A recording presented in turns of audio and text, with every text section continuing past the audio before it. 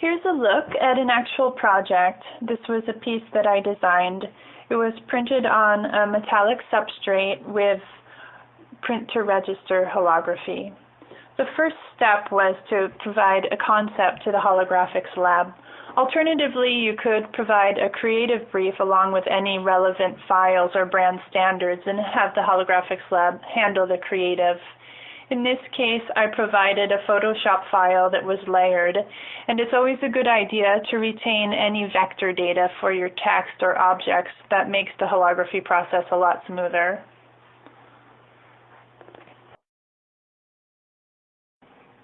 Once they got the file and reviewed it, we were able to get together and I explained my goals to them, and they had some great ideas about how holography could enhance my project. The wood grain presented a nice opportunity for some light refracting imagery, and we discussed how opaque whites would be masking out certain parts of the metallic and holography substrate.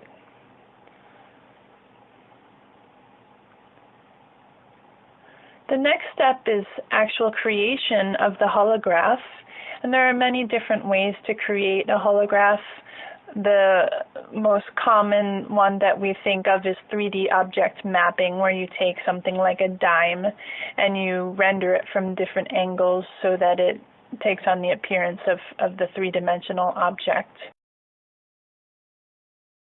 To achieve the greatest impact for this project, we decided on 2D holography. You can see on screen the digital rendering that's based on my overprint art. The rainbow colors represent light bending at different angles. Next up, you'll see the digital overlays. This is an Adobe file that contains all the layers of the artwork concept. The holography layer on the bottom, followed by the opaque whites, and then finally, sandwiched on top, is the overprint art.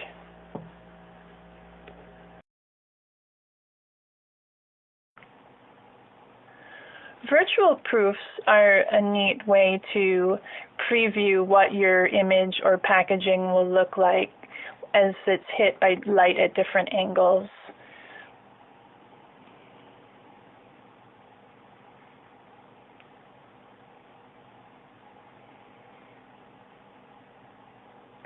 Here are some other virtual samples. You see the holography layer followed by an overprint layer.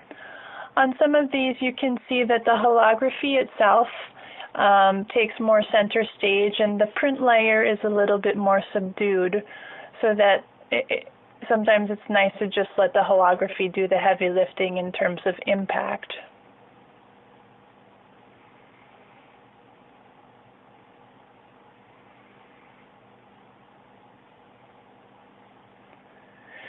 The great part of this origination process is the holographic proof with overlay. This really takes the guesswork out of the process and gives you a very accurate representation of what your final piece will look like. Here you see the holography actually being micro-embossed into the substrate, and that serves as the basis of the overlay then. That comes with an acetate layer with opaque white on the bottom and your overprint on the top, so that when it's sandwiched on top of the holography, you get a very accurate representation of what your piece will look like.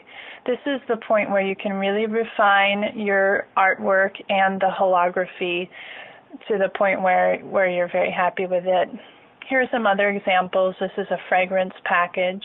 You see the flowers in holographic form, and then you'll see the opaque white here on the acetate layer on the underside of it, and you can see through that the overprinting shows through. And then when you close the whole thing up, you see how the flowers themselves are registered to that overprint artwork.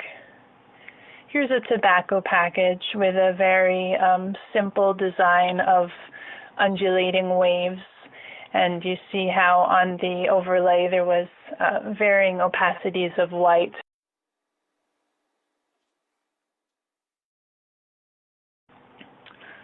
The next step, once the art is approved, is to get your files to the printer, and then the printer will go ahead and give the holography lab an imposed press sheet layout. You see ours is 4 up, so that we'll get 4 packages out of that sheet. And it's that imposed press sheet layout that the Holography lab then uses to create the substrate. So this is basically the blueprint for the substrate, where you have the 4 packages laid out in holographic format.